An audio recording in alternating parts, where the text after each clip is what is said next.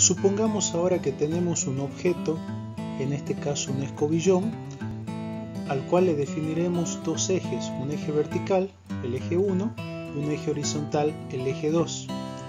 ¿En cuál de estos ejes crees que resultará más difícil hacerlo girar? Si hacemos la prueba en la casa, descubriremos que es más difícil hacerlo girar al objeto sobre el eje 2. Esta resistencia que tiene el cuerpo a ser girado, es decir, a adquirir una aceleración angular, es lo que llamaremos momento de inercia.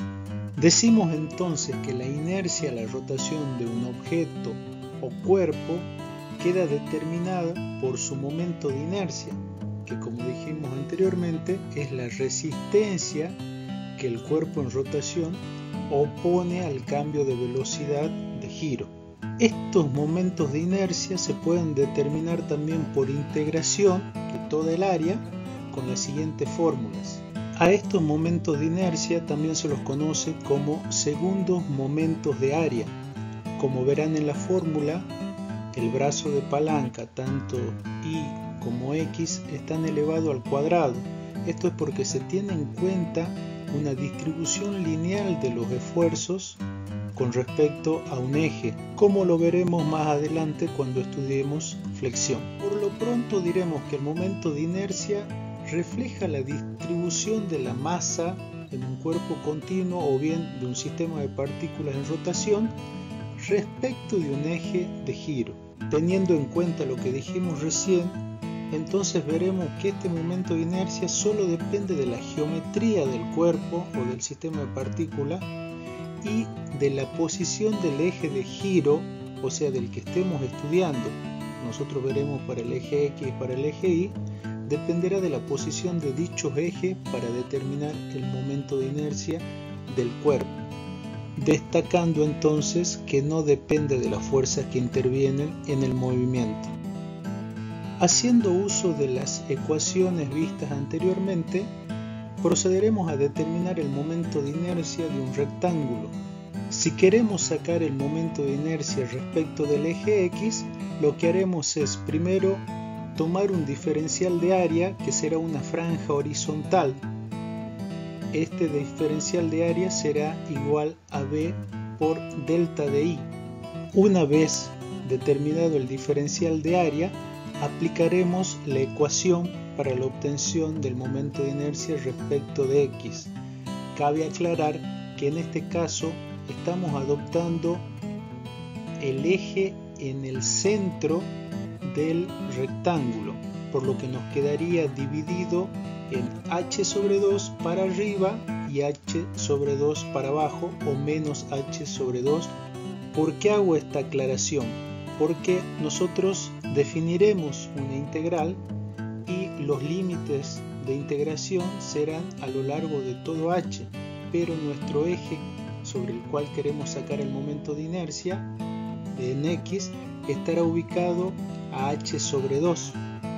Entonces integraremos desde menos h sobre 2 hasta h sobre 2.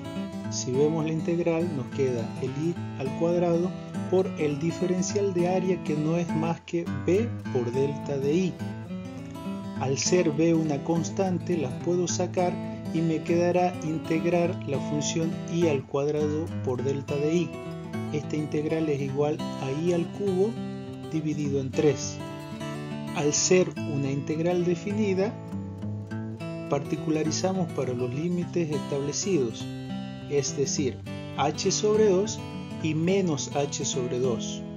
Esto, y con un proceso matemático, llegamos a obtener un momento de inercia en X igual a B por h al cubo sobre 12. Recordemos que este momento de inercia respecto a X es al centro del rectángulo, o sea, al centroide. Hoy en día los momentos de inercia de las áreas más utilizadas se encuentran tabuladas, es decir, ya se resolvieron las integrales que vimos anteriormente y aplicamos directamente la fórmula que nos muestra la siguiente tabla. Como ser para un rectángulo, podemos ver que el momento de inercia es lo que calculamos anteriormente, base por altura al cubo sobre 12, y así para el resto de las figuras, triángulos, círculo, semicírculo.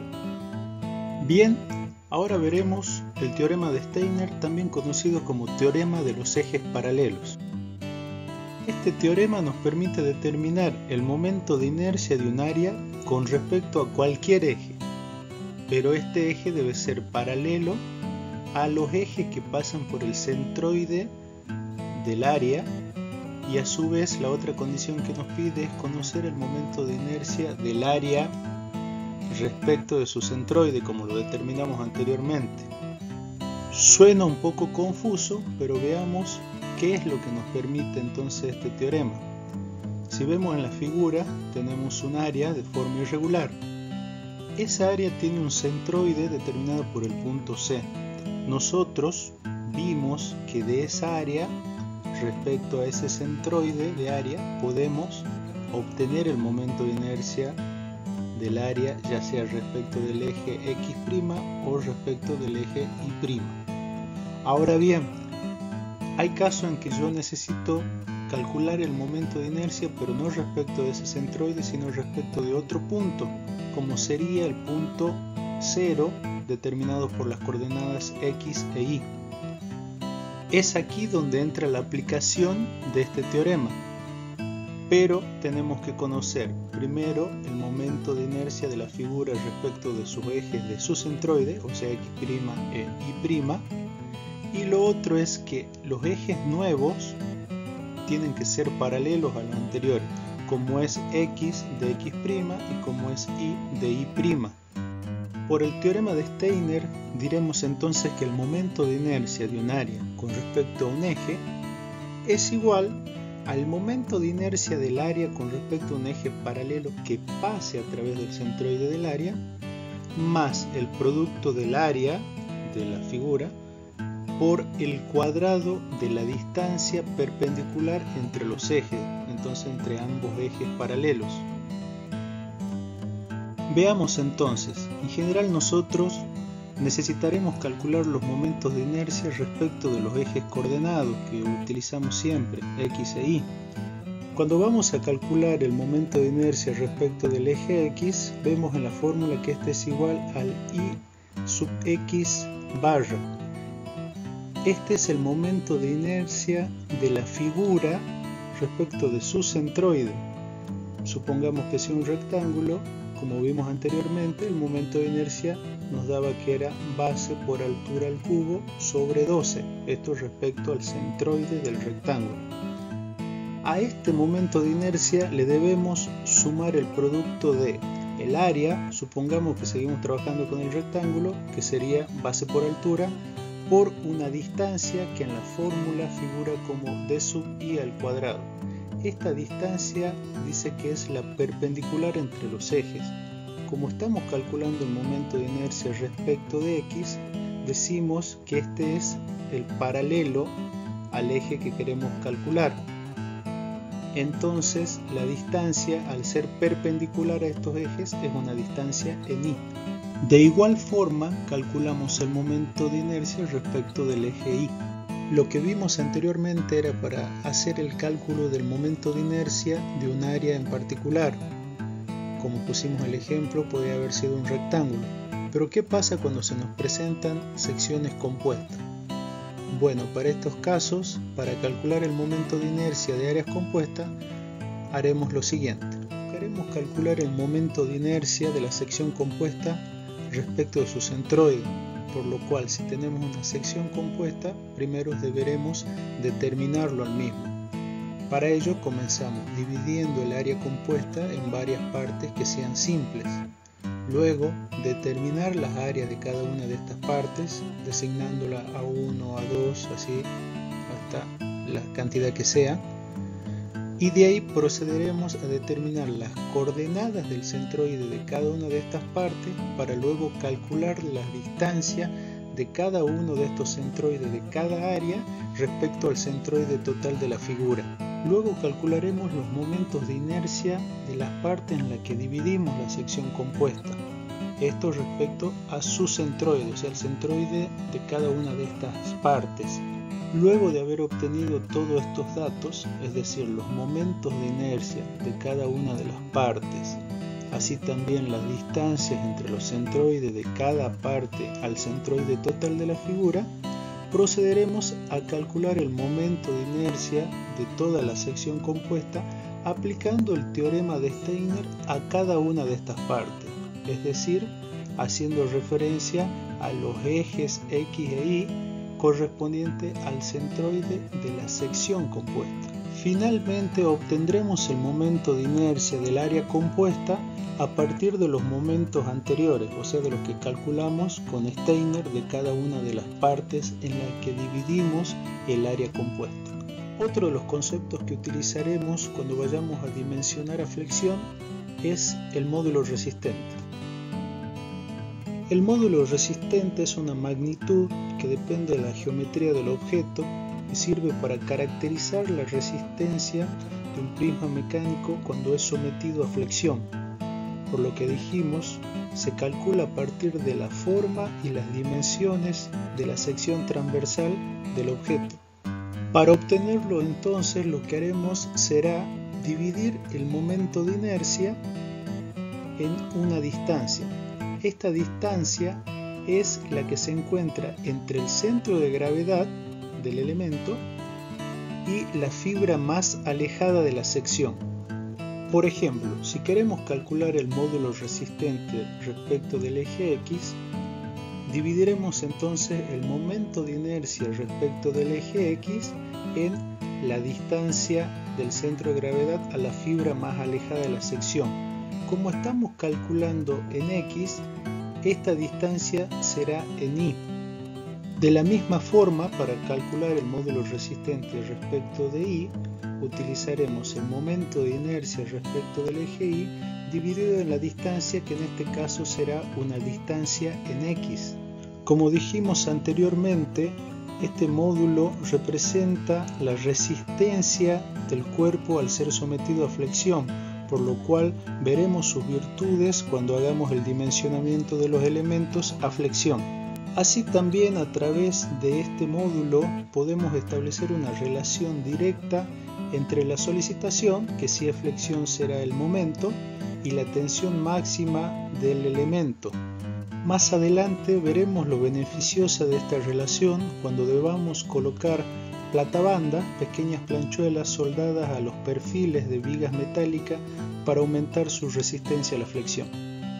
A modo de aplicación de los conceptos que vimos, desarrollaremos un ejemplo en donde se pide determinar el porcentaje que se incremente el momento de inercia y el módulo resistente respecto del eje baricéntrico horizontal de un perfil normal, un IPN número 20, cuando se le suplementa una platabanda superior de 3/8 de pulgada de espesor y del mismo ancho que el ala del perfil. Como dato tendremos entonces que el perfil normal número 20 tiene un área de 33,5 centímetros cuadrados y un momento de inercia respecto del eje X igual a 2140 centímetros a la cuarta. Por su parte, la platabanda tendrá de dimensiones B igual a 9 centímetros, que sería el ancho, con una altura de 3/8 de pulgada que dijimos que sería equivalente a 0,95 centímetros. Como veníamos planteando anteriormente, primero debemos encontrar el nuevo centroide, ya que al adicionar la platabanda, este se modifica por la nueva distribución geométrica. Procedemos entonces a calcular el nuevo centroide del sistema. Ubicamos nuestro centro de coordenadas en el centroide del perfil. Cabe aclarar que al hacer esto, la distribución de masa es simétrica respecto del eje Y, por lo que la coordenada del centroide XG coincidirá con el eje Y. Debido a esto es que únicamente necesitaremos calcular la coordenada IG. Para ello utilizaremos la fórmula que vimos. Adoptaremos entonces como elemento 1 al perfil y como elemento 2 a la platabanda. Reemplazando entonces los valores de la fórmula, veremos que, por ejemplo, A1, que sería el área del perfil, 33,5 centímetros al cuadrado, va multiplicado por el brazo de palanca I1, pero en este caso, como el sistema de coordenadas lo adoptamos ahí coincidente, este brazo I1 será igual a 0. Luego, para la plata banda, veremos que el área es base por altura, o sea, sería 9 centímetros por 0,95 centímetros, y esto va multiplicado por el brazo de palanca.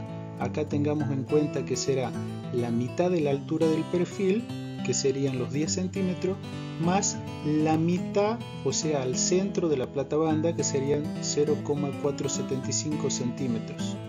Finalmente dividimos todo esto en la suma de las áreas de cada elemento. Del área del perfil serían 33,5 centímetros al cuadrado y del área de la plata banda serían 9 centímetros por 0,95 centímetros, obteniendo entonces IG igual a 2,13 centímetros. Ahora bien, una vez que determinamos el nuevo centroide, o sea el centroide del sistema completo, podemos calcular el momento de inercia referido a estos nuevos ejes aplicando el teorema de Steiner. Lo que haremos para calcular el momento de inercia del sistema será aplicar el teorema de Steiner a cada uno de los elementos, o sea al perfil y a la plata banda, referidos al nuevo sistema de coordenadas x' e y'. Comenzamos por el primer elemento, que sería el perfil, del cual nos dice que es el momento de inercia respecto de su eje, de su centroide, que esto ya era dato, eran los 2140 centímetros a la cuarta. A esto le tenemos que sumar el producto de el área del perfil, que también es dato, los 33,5 centímetros al cuadrado, por un brazo de palanca I1 elevado al cuadrado. Recordemos que cuando estamos calculando en X, esta distancia será en Y, y esta distancia es la separación entre el centroide del elemento, o sea del perfil, y el centroide del sistema que estamos calculando nosotros, o sea el definido por X' y', que para el caso es lo que se elevó el eje X, por lo que sería coincidente con el IG que calculamos anteriormente, que era igual a 2,13 centímetros. A continuación aplicaremos el teorema de Steiner al segundo elemento, es decir, a la plata banda, la cual es de forma rectangular, por lo que cuando vayamos a calcular el momento de inercia respecto de su centroide, este será b por h al cubo sobre 12, como calculamos anteriormente el momento de inercia de un rectángulo. A esto le sumamos el producto del área del rectángulo, que también es base por altura, 9 centímetros por 0,95 centímetros, multiplicado por un brazo de palanca que es I2 al cuadrado. Tengamos en cuenta que para determinar este brazo de palanca, este I2 al cuadrado, es la distancia entre el centroide del elemento, del segundo elemento que sería la plata banda, y el centroide del sistema. Para este caso lo que podemos hacer es sumar la mitad del perfil, que eran 10 centímetros, y le sumamos la mitad de la altura de la plata banda, que serían los 0,475 centímetros. En esta suma nos estaría sobrando lo que se desplazó el eje X a X' para el nuevo centroide, por lo cual lo restamos. Todo esto elevado al cuadrado. Finalmente sumamos y obtenemos el momento de inercia del sistema total respecto a X igual a 2888,04 centímetros a la cuarta. Ahora veamos que esto se incrementó respecto al momento de inercia original que tenía el perfil solo, sin la plata banda, que era de 2140. Se incrementó entonces 748,04 centímetros a la cuarta. Esto representa un incremento del 34,95%. Ya calculamos el momento de inercia del sistema. Ahora lo que nos pide también es calcular el módulo resistente del sistema respecto a los nuevos ejes, que era el X'. Para ello lo que haremos será dividir el momento de inercia del sistema en X que obtuvimos anteriormente en Y máximo. Recuerden que este Y máximo es la distancia del centroide del sistema total a la fibra más alejada de la sección. Si observamos el sistema completo, o sea el perfil más la plata banda que está en la figura, veremos que la fibra más alejada respecto del centroide de todo el sistema, o sea X' y', se encuentra en la base del perfil. Como estamos calculando el módulo del resistente respecto del eje X, esta distancia será una distancia en Y. Para obtenerla, lo que haremos entonces será sumar la mitad de la altura del perfil, que son los 10 centímetros, más los 2,13, que es lo que se había elevado desde X a X', que es la nueva posición del centroide de todo el sistema. Haciendo la operación nos da un módulo resistente respecto del eje X del sistema igual a 238,09 centímetros cúbicos.